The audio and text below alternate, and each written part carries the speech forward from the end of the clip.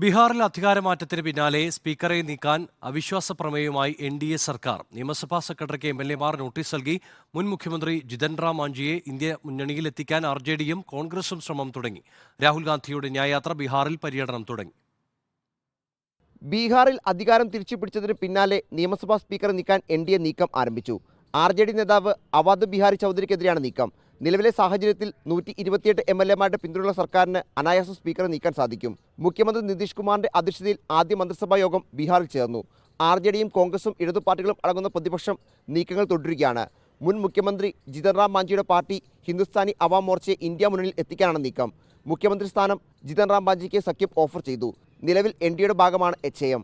അതേസമയം കോൺഗ്രസ് MLA മാർ BJPയുമായി സമ്പർക്കം തുടരുന്നു എന്നാണ് വിവരം. രാഷ്ട്രീയ പ്രതിസന്ധികൾക്കിടെ രാഹുൽ ഗാന്ധി നയിക്കുന്ന ഭാരത് ജോഡോ ന്യായയാത്ര ബീഹാറിൽ പര്യടനം ആരംഭിച്ചു.